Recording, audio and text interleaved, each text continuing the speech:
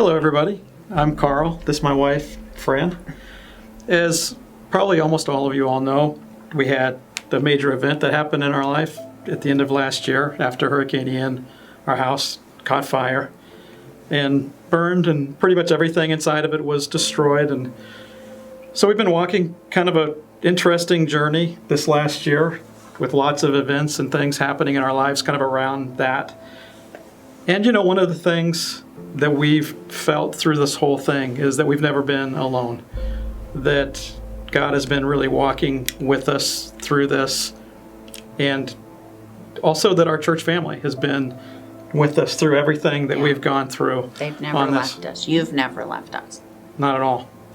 And in fact, we just feel completely blessed. Even though we lost a lot in that, we've really gained so much more. So we're kind of on this journey, and we're now at the point where it's kind of exciting. There's lots of things happening every week. Like The roof is up.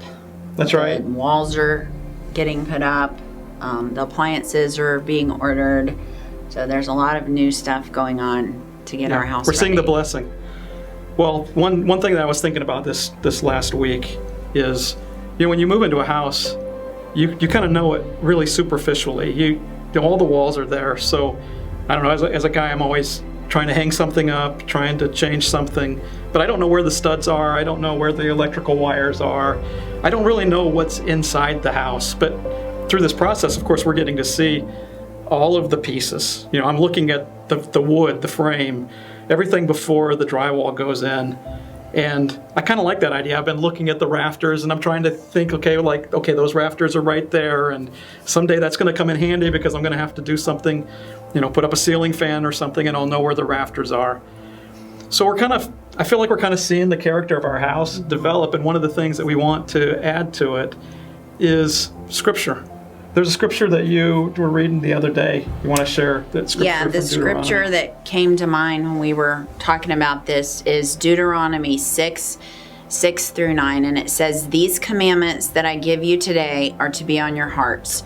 Impress them on your children. Talk about them when you sit at home and when you walk along the road, when you lie down and when you get up. Tie them as symbols on your hands and bind them on your foreheads. Write them on the door frames of your houses and on your gates."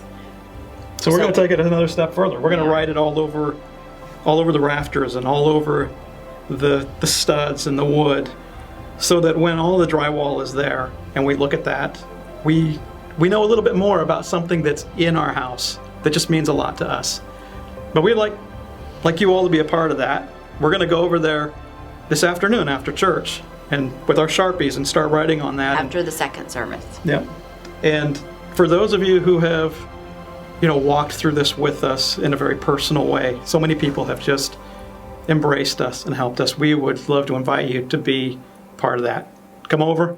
We'll give you a Sharpie. Write some of your favorite scriptures on the door frames, on everything you can write on, and be a part of this with us. And then when you visit our house, when it's all done, you'll sit there in the sofa and you'll look across at the wall and you'll know a little bit something more about our house, and you'll be a part of it. So come to the Yes Desk after church if you want to know our address and our location, and we will be more than happy to give it to you. We love you guys so much. Yeah, and we're so thankful for all of you all. I mean, really, it would be so much harder without you. Thank you for everything. We love you.